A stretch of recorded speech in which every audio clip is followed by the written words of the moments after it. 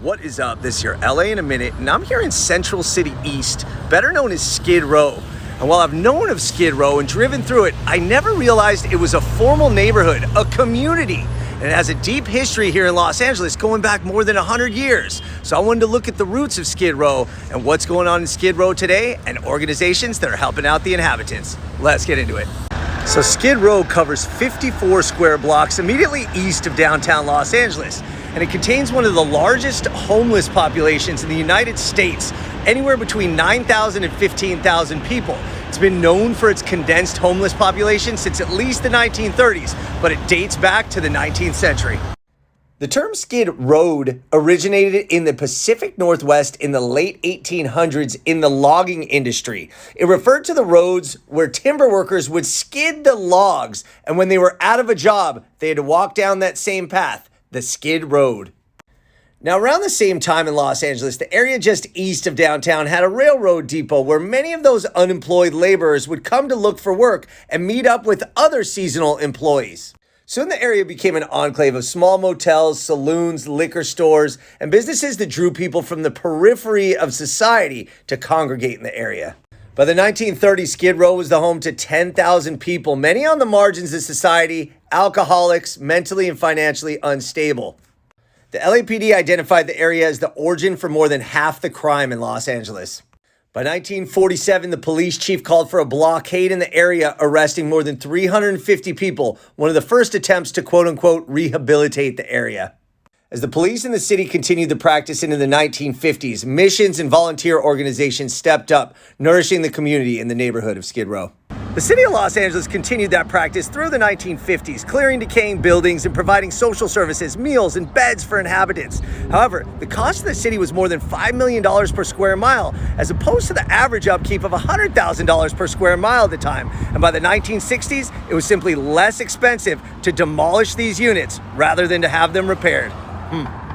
That cut the total number of housing units in the area in half, and the unhoused population nearly doubled. In the 1970s, many Vietnam veterans were drawn to the area due to the social services and otherwise feeling outcast from society. That added another layer of complexity to the area, and by 1975, the city of Los Angeles declared it an official containment zone. As a result, the city of Los Angeles embarked on a program of acquiring, rehabilitating, and managing the remaining single-room occupancy units, a program that still exists today and is used to provide affordable housing and housing for the unhoused. Recently, the city and county of Los Angeles have fast-tracked the Skid Row Action Plan, which will immediately provide hundreds of new housing units in hotels, motels, and new buildings right here in Skid Row. Now look, I don't usually put editorial on my LA in a minute videos, but I think this is important. I walked the streets with LA Christian Health Center, and some of the images I took these are what you would imagine. But this really is a community, a neighborhood. They have dogs, they have social lives, they have interaction. And this really is part of downtown Los Angeles. It's a community. There are cars, there are open businesses, there are people operating and networking just like any other neighborhood. And while the number of unhoused is the highest concentration in Los Angeles, there really are organizations trying hard to make the lives better for the people in these neighborhoods. So I want to thank Daniel of LA Christian Health Centers for taking me around and really showing me the Skid Row community. And I also want to shine a spotlight on this organization, one of the great organizations that really is helping people holistically on Skid Row. Daniel, tell me about LA Christian Health Centers. Hi everyone, LA Christian is a medical clinic who provides medical care, primary care, mental health, optometry, dental, and social services. It's worth taking a look in some of these facilities, especially LA Christian Health Centers. This is the dental office, very up-to-date, high-tech stuff.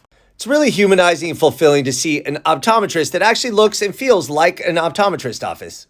Again, I don't want to show too much for fear of invading somebody's privacy, but these are real top-notch facilities, and groups like LACHC are doing wonders for the neighborhood and the community of Skid Row.